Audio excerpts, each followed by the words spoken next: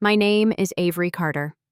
At 23, I stood alone in the Evergrid Inc. parking lot, hands trembling around a positive pregnancy test, while the father, son of the CEO, vanished without a word. I was an engineering student, a black woman on a full scholarship, who once believed talent could open every door, until one slammed shut and forced me to build my own. I was left with twin boys, no money, no safety net, only determination and the belief that I was worth more than what was discarded. And from those ashes, I built Phoenix Bloom Technologies, bringing light to thousands of homes long forgotten by the energy giants. Before I share the full journey, a story of strength, sacrifice, and triumph, let me know where you're watching from in the comments. Hit the like button and subscribe if you've ever pushed through for your family. Trust me, you'll want to hear what happened next. Phoenix Rising. I still remember the exact shade of blue the Denver sky wore that September morning when my world shattered. 23 years old, standing in the parking lot of Evergrid Inc., clutching a pregnancy test in my trembling hand. The Rocky Mountains loomed in the distance, unchanging and eternal, while everything I thought I knew crumbled like dried clay. 3 months earlier, I'd been just another engineering student from North Denver, the part tourists never see, where chain-link fences guard dreams too fragile to survive in daylight. My mama worked double shifts at the hospital, cleaning rooms where people got second chances at life. My little brother Marcus was starting high school, all gangly limbs and hope.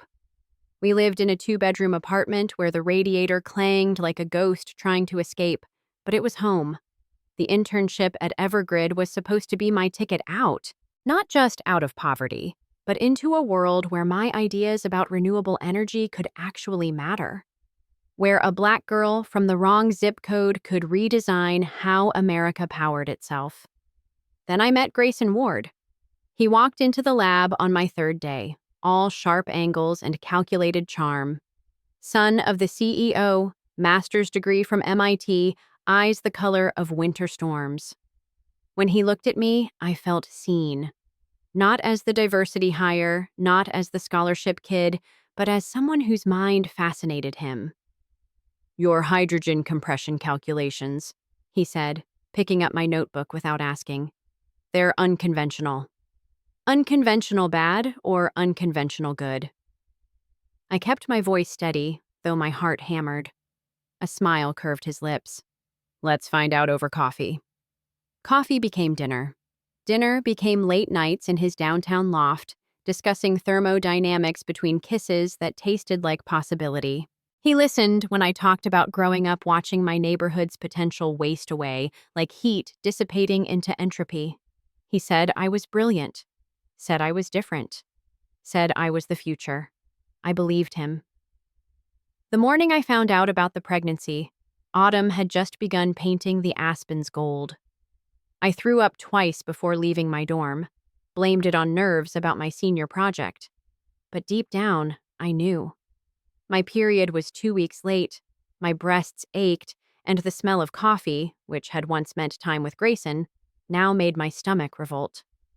I bought 3 tests, took them all. Each showed the same 2 lines, clear as binary code. Yes, yes, yes. I texted Grayson. "Need to talk. It's important." His response came an hour later. "In Shanghai for the month. Everything okay?" My fingers hovered over the keyboard. How do you compress 9 months of consequence into a text message?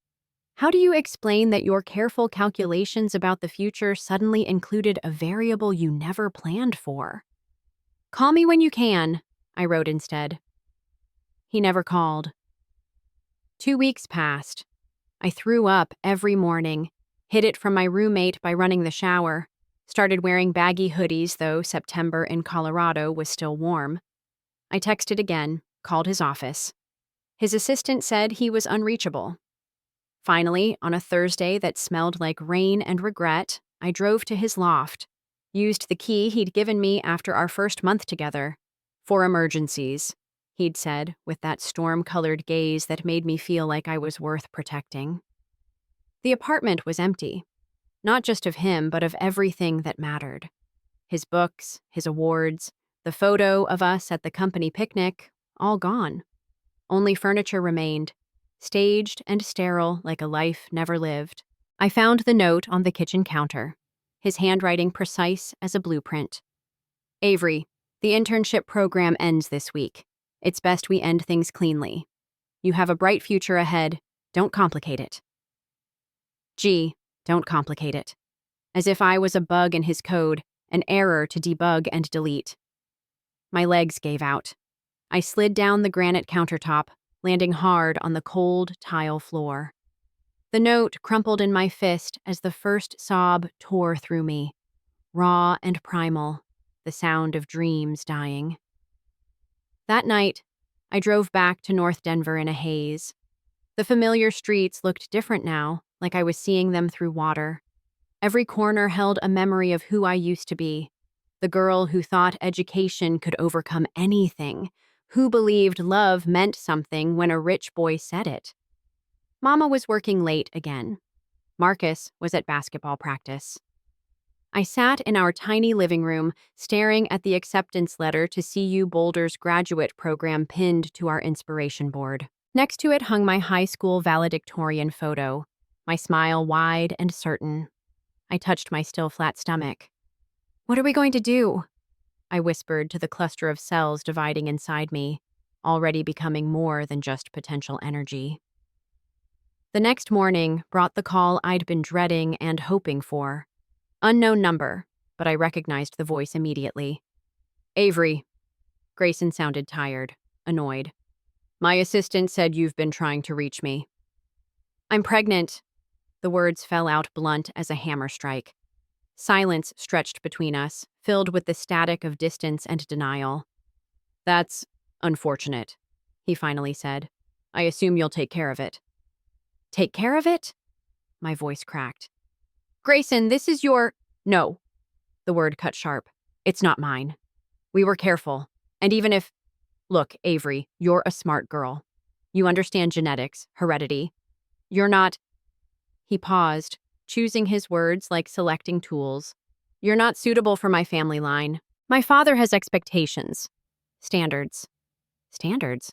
Like I was a product that failed quality control. "I can arrange for the procedure," he continued. "All business now. Send you money for expenses. But after that, we're done. Don't contact me again. Don't come to the office. I'll have security updated." The line went dead. I didn't tell Mama for another month. Hid the morning sickness, the fatigue, the way my body began to betray my secret with subtle changes. But mothers know. One October evening, she cornered me in the kitchen while I picked at dinner. "How far along?" she asked quietly. I burst into tears. She held me while I sobbed out the whole story, the internship, Grayson, the abandonment. When I finished, she cupped my face in her work-worn hands. "Baby girl," she said, "I won't lie and say this'll be easy, but you're my daughter. That means you're stronger than you know. We'll figure it out." "How?" I wiped my nose on my sleeve, feeling 5 years old again. "I can't drop out. I can't be another stereotype. Young black mother, no father around, proving everyone right who said I didn't belong at CU in the first place." Mama's eyes flashed. "You think being a mother makes you less than? You think carrying life while carrying textbooks makes you weak? Baby, that makes you powerful. But the choice is yours. Whatever you decide, I'm here." I made my choice that night, alone in my childhood bed. I thought about thermodynamics, how energy can't be created or destroyed, only transformed. This pregnancy had destroyed one future, but maybe it could create another. The next weeks blurred together. I applied for every scholarship, every grant, every work-study program that would have me. Got a job at a 24-hour gas station near campus, studying between customers. Started tutoring calculus to wealthy kids who complained about problems I would have killed to have. Then came the day I couldn't hide anymore. 4 months along, my belly pushed against my largest hoodie. Professor Martinez noticed first. her eyes tracking from my face to my midsection during a presentation on wind farm efficiency. After class, she pulled me aside. "Miss Carter, are you all right?" "I'm fine," I lied, clutching my notebooks like armor. She studied me with dark, knowing eyes. "My office. Now." In her cramped space that smelled like coffee and old textbooks, I broke. Told her everything while she listened without judgment, occasionally pushing tissues across her desk. "Dios mío," she muttered when I finished. "Men like him, they take and take, but you—" She pointed at me with her red pen. "You're going to take back. First, we're getting you connected with resources. Second, you're finishing this degree. Third, you're going to make them all regret underestimating you." She wrote down a name and address. Darlene Washington. She runs support groups for mothers in STEM. Also owns the bookshop on Pearl Street. Tell her I sent you. Darlene's bookshop sat wedged between a yoga studio and an overpriced smoothie bar, a stubborn anachronism in gentrified Boulder. Bell chimes announced my arrival on a November afternoon when the first snow dusted the Flatirons. "You must be Avery." A black woman emerged from behind stacks of books, silver locks wrapped in purple silk. "Carmen called about you." Professor Martinez's first name sounded strange, too intimate for someone I'd only known through equations and red pen corrections. "I don't need charity," I said quickly, though my gas station paycheck barely covered prenatal vitamins. Darlene laughed, rich and knowing. "Child, no one's offering charity. I'm offering a job and a room upstairs if you need it. In exchange, you'll help me finally digitize this inventory and maybe teach an old woman about renewable energy. Deal?" She extended a hand. I shook it, feeling something shift in my chest. Hope, maybe, or just the twins moving for the first time. Twins? Found out at the 20-week ultrasound I almost skipped because of an exam. The technician's eyes widened as she moved the wand across my growing belly. "Congratulations, Mom. You're having 2 boys." "2, of course. Because one baby while finishing an engineering degree wasn't challenging enough." I laughed until I cried, then cried until Darlene appeared with ginger tea and a fierce hug. "The universe doesn't give us more than we can handle," she said. "The universe has a sick sense of humor." That too. Living above the bookshop changed everything. Darlene's place became a sanctuary where shame couldn't follow. She never asked about the father, never judged when I studied until 3 a.m. with my belly propped on pillows. Just brought tea and occasionally shared stories of her own journey. MIT in the 70s, the only black woman in her physics program, raising her daughter alone after her husband died in Vietnam. "They expected me to disappear," she said one evening, sorting new arrivals while I updated spreadsheets, "to shrink into grief and gratitude for whatever crumbs they threw. Instead, I got loud, got brilliant, got tenured." She grinned. "Bitter victories taste sweeter, baby girl." Winter deepened. My body expanded with life while my world contracted to essential elements: classes, work, clinic appointments. The boys, I'd started thinking of them as individuals, not just the pregnancy, kicked during lectures, hiccuped through homework. My back ached constantly. Sleep became theoretical. But I kept going. Aced my plasma dynamics course while my ankles swelled. Presented my senior project, a theoretical model for microgrid deployment in underserved communities, standing sideways at the podium because facing forward made me dizzy. Then came February, the conference where everything changed again. CU Boulder hosted the Regional Clean Energy Summit. I wasn't supposed to attend. Too pregnant, too tired, too everything. But Professor Martinez insisted, even got me a spot presenting my microgrid research. "You need to be seen," she said. "Let them all see what brilliance looks like at 8 months pregnant." I wore my only maternity dress that still looked professional, navy blue stretched tight across my enormous belly. Practiced my presentation until the words flowed automatic as breathing. Told myself Grayson wouldn't be there. He was Shanghai, Dubai, anywhere but Colorado. I was wrong. He sat in the 3rd row during my panel. unchanged except for a new hardness around his mouth. Our eyes met once. His widened, tracking down to my belly, then away. I kept talking about energy coefficients and community access, my voice steady even as one of the boys delivered a spectacular kick to my ribs. After my presentation, I waddled as fast as dignity allowed toward the exit. Made it halfway before contractions. Braxton Hicks, I told myself, stopped me near the water fountains. Avery, I didn't turn. Gripped the wall, breathed through the tightening. Jesus, Grayson said behind me. You're huge. Are they? June 10th, I said to the wall. Due date. Not that it matters to you. My father wants to meet you. Now I turned, incredulous.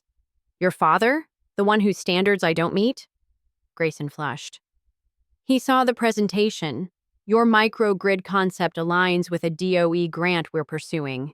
He thinks, no. The word came out fiercer than intended. No meetings, no grants, no suddenly remembering I exist because my brain might benefit your bottom line. Be reasonable. This could help your career. My career? I laughed, sharp and bitter. I'm building my career while building two humans you pretended didn't exist. I don't need your help. I don't need your father. I need you to keep your promise and stay away. Security appeared then. Conference staff alerted by raised voices. As they escorted Grayson out, he looked back once. In better light, I might have seen regret in those storm-colored eyes. But the fluorescence only showed what had always been there. Calculation, entitlement, the expectation that the world would rearrange itself for his convenience. I made it to Darlene's bathroom before really crying, knees on cold tile while the boys somersaulted in complaint. Grieving not him, but the girl who'd believed expensive words in a downtown loft. You okay in there? Darlene called. Yeah, I lied, then told the truth. I will be. The boys arrived 2 weeks early, during a May thunderstorm that knocked out power across Boulder. I'd been reviewing final grades when the first real contraction hit. Not practice, not warning, but the real thing announcing itself with authority. Darlene drove while I groaned through contractions, her ancient Subaru fighting through flooded streets. The hospital glowed with emergency generators, an island of light in the darkness. 16 hours later, at 3:47 and 3:52 a.m., Micah and Elias entered the world screaming their protests. 5 pounds each of pure determination, they gripped my fingers with surprising strength while nurses checked vital signs, and I forgot every thermodynamic equation I'd ever learned. They're perfect, the doctor announced, placing both boys on my chest. I looked down at their scrunched faces, already so different. Micah serious and watchful, Elias curious and alert. They had my nose, my chin. Nothing of their father except maybe the shape of their eyes, which I chose to see as coincidence rather than continuation. Hey, little phoenixes, I whispered. Welcome to the world.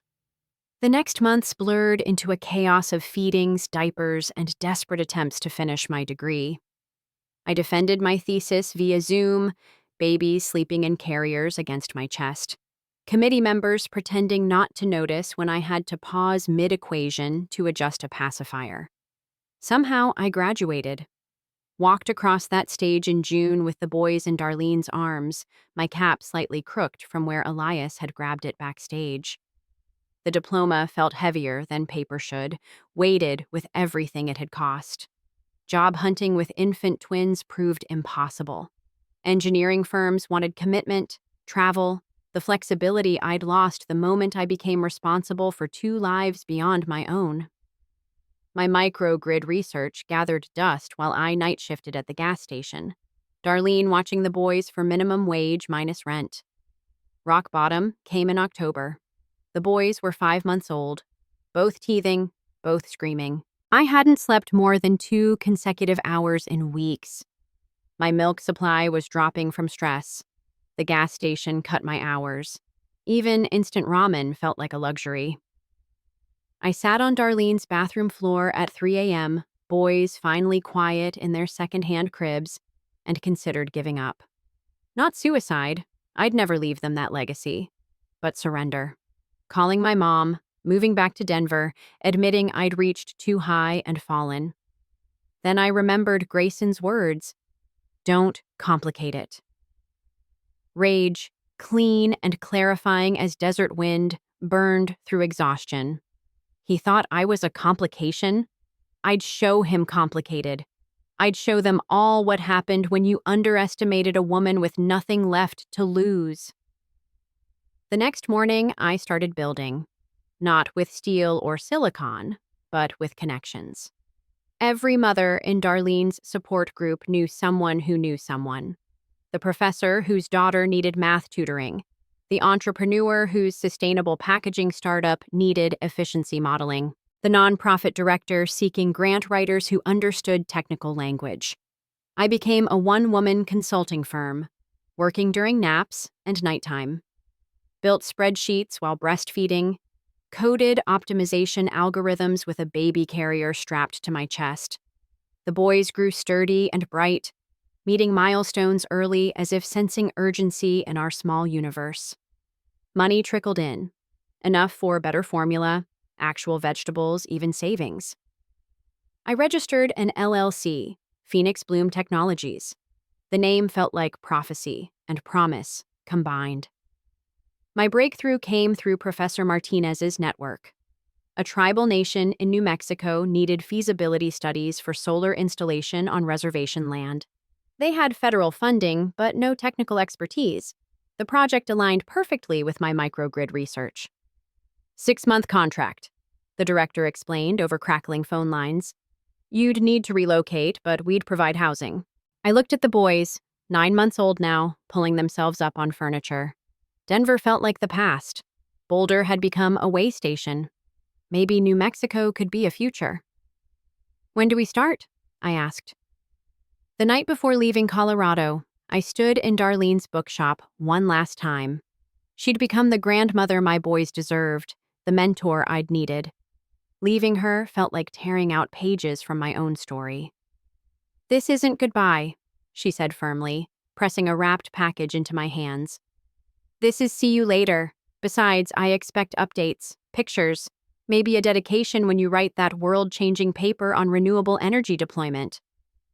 Inside the wrapping, a leather journal and a photo from graduation. Me in cap and gown, boys in my arms, Darlene beside us. Family assembled from broken pieces and fierce love.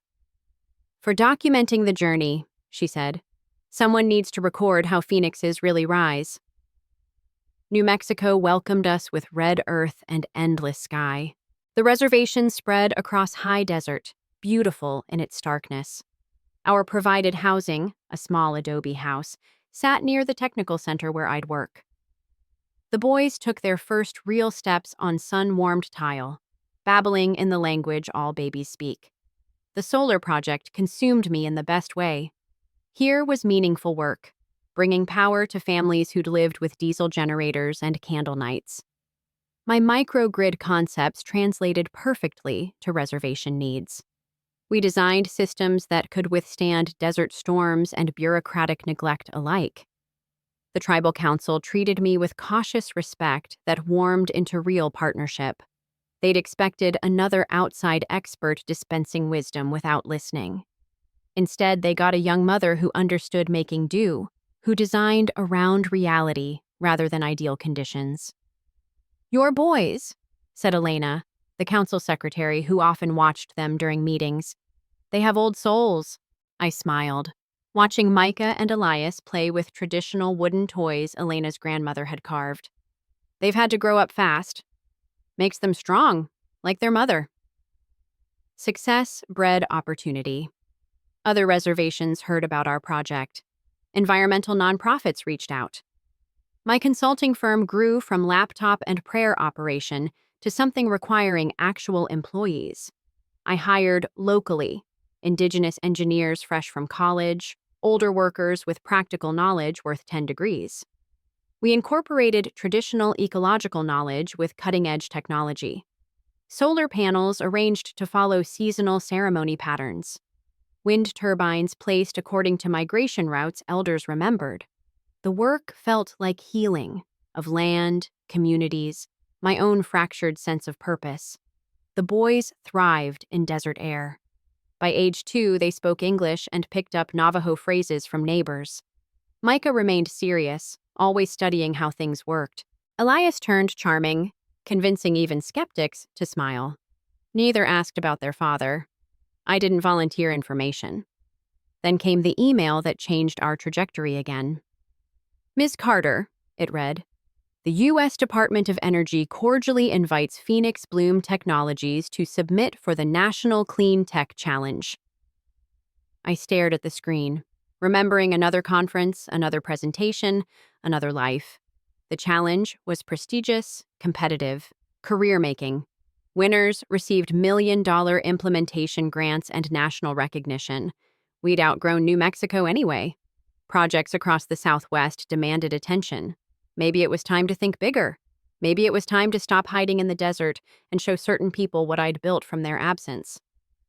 Boys, I said that evening over mac and cheese, organic now, from actual grocery stores. How do you feel about seeing Washington, D.C.? Elias cheered. Micah asked, will there be museums? My serious boy. All the museums you can handle? Then yes, he decided with 3-year-old gravity. I submitted our application that night. Phoenix Grid, Resurrection Class Energy Distribution for Underserved Communities. Every word chosen to convey rebirth, renewal, rising from abandonment to abundance. The acceptance came in March.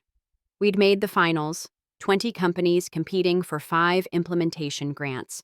The competition would span a week in D.C., presentations and demonstrations before DOE officials, industry leaders, and media. I tried not to think about who else might compete. Tried not to imagine storm-colored eyes in the audience. Focused instead on preparation, refining presentations, arranging childcare, buying the boys their first real suits. We look fancy, Elias announced, admiring himself in the hotel mirror. We look professional, Micah corrected, straightening his tiny tie. I smoothed their hair, my own hands steady despite the hurricanes in my stomach. 3 years since I'd stood pregnant and alone in a conference room. Now I stood with proof that abandonment could become advantage, that single motherhood and innovation weren't mutually exclusive. The first day of competition revealed the playing field.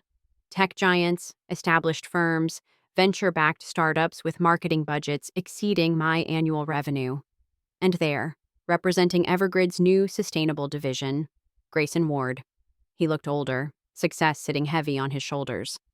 Our eyes met across the registration area. His widened, tracking from my face to the 2 small boys holding my hands. The resemblance was undeniable now. They had his jawline, his nose, everything I'd tried not to see. I didn't acknowledge him. Turned to check in. Boys chattering about the impressive building. But I felt his gaze like sunburn. Uncomfortable and impossible to ignore. Mama, Micah tugged my sleeve. That man is staring at us. Some people stare, I said calmly. We focus on our own business. Is he a competitor? My strategic child asked. Yes, I admitted, but we're not worried about competition. We're worried about excellence. Elias nodded sagely. Excellence beats everything. From the mouths of babes.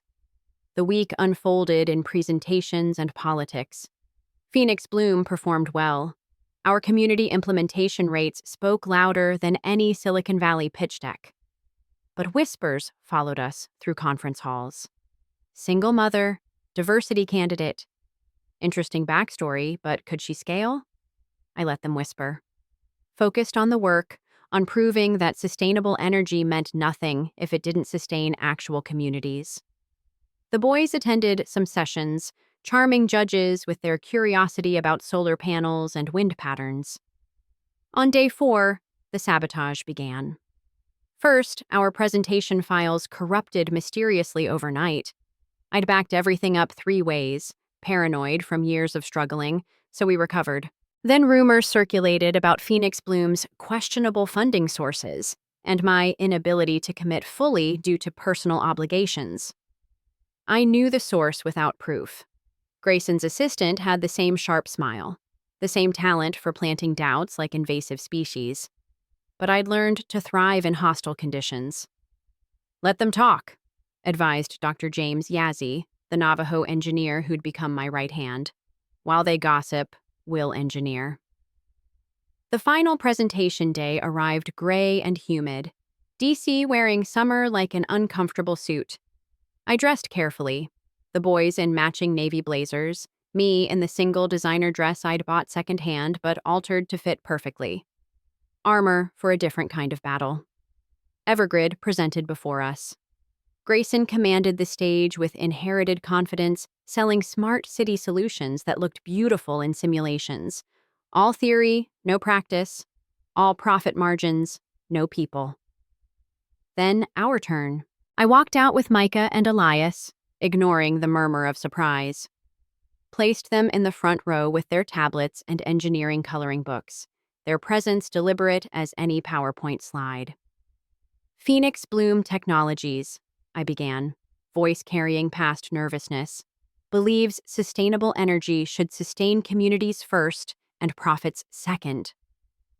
I presented our data. 300% increase in energy access across our partner reservations. Job training programs that employed 89% locally. Microgrids that survived Category 3 storms while traditional infrastructure failed. Real numbers from real implementations, not projections or promises. "We don't build for ideal conditions," I continued, clicking through slides of our installations. "We build for single parents working 3 jobs, for elderly residents on fixed incomes, for communities capitalism forgot. We build for resilience, not just efficiency." In the audience, I caught Grayson's expression, something between recognition and regret. Good. Let him see what he'd thrown away, multiplied exponentially by necessity and nerve. Questions came hard and fast. I answered with 3 years of field experience, with failures that taught more than successes, with the authority of someone who'd built rather than inherited. "Final question," the lead judge said. "Phoenix Bloom shows impressive results but limited scale. How do you plan to grow while maintaining community focus?" I smiled, thinking of desert flowers that waited years for rain, then bloomed all at once. "Thoughtfully," I said, "the same way we do everything, with intention, integrity, and awareness that energy poverty is violence by another name. We'll scale by partnering with communities as equals, not colonizers, by training local engineers, not importing expertise, by measuring success in lives changed, not just kilowatts generated." I paused, meeting Grayson's eyes deliberately. "Phoenix Bloom exists because traditional energy companies abandon communities that don't fit their profit models. We succeed because we serve who they ignore. Scaling means more communities served, not compromising our values for venture capital that demands returns over results." Silence, then applause. Not polite conference clapping, but real appreciation.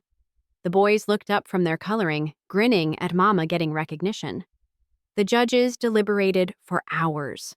Competitors mingled awkwardly in the reception area, making small talk that felt large with consequence.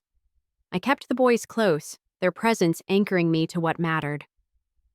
"Ms. Carter," Grayson approached during a juice box break, his father flanking him. "Thomas Ward, CEO of Evergrid, silver-haired embodiment of old energy money." "Mr. Ward," I acknowledged coolly. "Both of you." Thomas Ward studied the boys with calculating eyes. "Remarkable resemblance," he said quietly. "My wife had those same eyes." "Coincidence," I said flatly. "Genetics are funny that way." "Mama," Elias piped up, "is this the man who stares?" "Yes, baby." "Why does he stare?" Micah asked, logical as always. I considered lies, chose truth. "Sometimes people see what they lost and don't know how to look away." Grayson flinched. His father's expression shifted. Surprise, maybe, or respect for the cut. I'd like to discuss, Thomas began. No. Simple. Final. We have nothing to discuss. Your son made his position clear 3 years ago. I've made mine clear today. Some bridges can't be rebuilt, Mr. Ward. They can only be replaced with better infrastructure. I walked away, boys' hands warm in mine, before they could respond. Behind us, I heard Thomas Ward say something sharp to his son. Not my concern. Not anymore. The announcement came at sunset. 5 winners, each receiving $2 million in implementation funding. They called companies in ascending order of grant size. 4th place, with revolutionary community partnership models, Phoenix Bloom Technologies. I stood on shaking legs, boys cheering beside me. 4th of 20, $2 million. Enough to scale thoughtfully, hire fully, dream bigger while staying grounded. On stage, accepting the award, I thought about that girl crying on Grayson's kitchen floor. Wanted to tell her, you'll survive this. You'll alchemize abandonment into ambition. You'll raise boys who see strength in their mother's struggles, not shame in their father's absence. Thank you, I said into the microphone. Phoenix Bloom accepts this honor on behalf of every community told they weren't profitable enough to power. We'll use these funds to prove sustainable energy means sustaining people first. More applause. Photos with officials. The boys posed seriously, understanding something important was happening even if the details escaped them. I caught Evergrid's delegation leaving early. They'd placed 6th outside the funding window. Poetic justice tasted like sunshine. That evening, in our hotel room, I sat between my sons and told them the truth. Age-appropriate, but honest. Your biological father chose not to be part of our lives, I explained carefully. That was his loss. You are brilliant, kind, powerful boys who deserve love that shows up, not love that runs away. Are you sad? Elias asked, always attuned to emotions. I was, I admitted. Now I'm grateful. His leaving let me become who I am. Let me raise you to be who you are. Sometimes the worst things that happen create space for the best things to grow. Micah considered this. Like how forest fires make room for new trees? Exactly like that, baby. Then we're phoenix trees, Elias decided. Fire trees. Strong trees. The strongest, I agreed, pulling them close. We flew home to New Mexico the next day. Grant money pending, future sprawling bright as desert dawn. I had calls to return, contracts to negotiate, communities to power. But first, I had boys to raise, promises to keep to myself. 6 months later, when Forbes ran a feature on clean energy innovators, they used a photo from the challenge. Me at the podium, boys beside me, all of us glowing with purpose. The article mentioned my unconventional path and inspiring backstory. Nowhere did it mention their father. That ghost had been laid to rest, irrelevant to who we'd become. Mama's famous, Elias announced, waving the magazine. Mama's busy, I corrected, reviewing expansion plans for Phoenix Bloom's Pacific Northwest initiative. Mama's both, Micah said diplomatically. 5 years after the challenge, Phoenix Bloom Technologies employed 400 people across 12 states. We'd powered 50,000 homes in communities major utilities ignored. The boys, now 8, attended a progressive school in Santa Fe that nurtured their different gifts. Micah's methodical brilliance, Elias's creative problem-solving. I rarely thought about Grayson anymore. Occasionally, industry news mentioned Evergrid's struggles to adapt to changing markets. Their stock fell as ours rose. I felt nothing, not satisfaction, not sympathy, just the neutral observation of parallel lives that diverged at a crucial junction. Then came the acquisition offer. They want to sell us their green tech division, my CFO explained, sliding documents across my desk. It's hemorrhaging money, but the infrastructure could accelerate our East Coast expansion. I studied the numbers, recognizing desperation in their pricing. Evergrid needed this sale. The irony sat heavy as summer thunder. They needed me to save what Grayson had built after discarding what we'd built together. Set up the meeting, I decided. But I lead negotiations, non-negotiable. The conference room in Denver felt smaller than memory suggested. I sat across from Evergrid's board, Grayson among them, everyone pretending this was just business. My team flanked me, brilliant engineers and executives I'd hired for talent, not pedigree. Phoenix Bloom offers $30 million, I stated. Cash purchase, immediate transfer. We retain all employees who pass our community commitment screening, non-negotiable. They'd hoped for $50 million. Their own valuations supported maybe 35. But I knew their desperation, had done my homework. They needed this deal more than I needed their assets. Ms. Carter, Thomas Ward, grayer now but still sharp. Surely we can discuss. We just did, I interrupted calmly. Phoenix Bloom succeeds because we make quick, values-based decisions. You have 24 hours to accept. After that, we pursue organic expansion instead. Grayson hadn't spoken, but I felt his attention like atmospheric pressure. When I stood to leave, he finally said, "Could we speak privately?" I paused, considered. 5 minutes. We stood in the hallway where I'd once walked as an intern, young and believing in fairy tales written by wealthy men. "They're mine, aren't they?" he asked without preamble. "The boys." "No." The word came out firm as bedrock. "They're mine. Biology doesn't make fathers. Presence does. Love does. Showing up at 3 a.m. with ear infections does. You're a sperm donor who happened to be present at conception." He flinched. "I was young. So was I." I cut him off. "Young, pregnant, abandoned. But I grew up, fast. While you were protecting your family line from contamination, I was building a family worth protecting." I want to. What? Meet them? Play daddy on weekends? Confuse children who've built whole, healthy lives without wondering why someone's missing? I shook my head. They know they have a biological father who chose absence. They also know they have a mother who chose presence every single day. That's their truth, and it served them well. Don't they deserve? They deserve stability. Love. Role models who teach accountability. They have that. What they don't need is a ghost trying to resurrect himself because his other ventures failed. Silence stretched between us. In it, I heard echoes. My younger self crying in his apartment, begging for acknowledgement. That girl deserved this moment, this reversal, this final word. "Take the deal," I said finally. "It's more than fair. Consider it severance for a relationship that ended before it began. And Grayson, don't contact us again. Not for business, not for conscience, not for anything. We've built our lives in your absence. Honor that construction by maintaining it."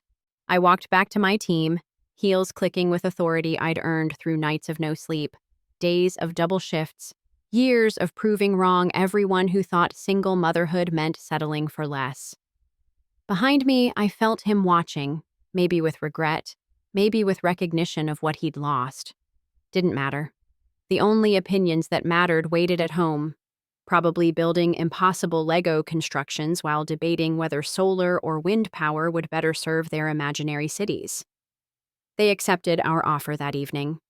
Phoenix Bloom absorbed Evergrid Green Tech, transformed their failures into community successes. We kept our promises to retained employees, trained them in our methods, watched them bloom in environments that valued purpose over pedigree.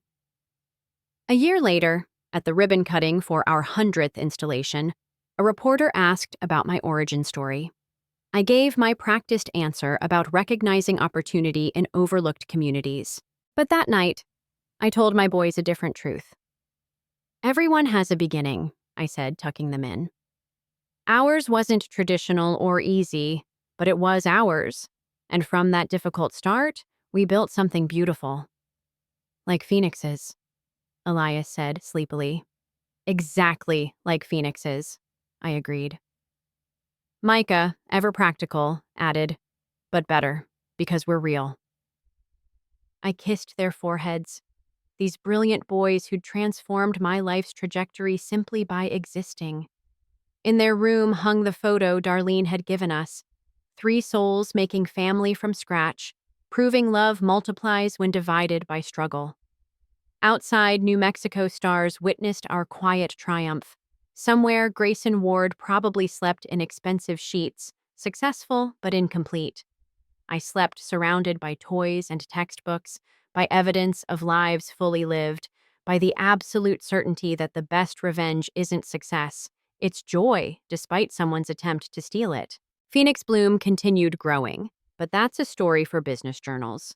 This story, the one that matters, ends here, with a woman who refused to be diminished, two boys who knew their worth, and a future built on foundations stronger than any man's abandonment could shake. We rose, we bloomed, we thrived.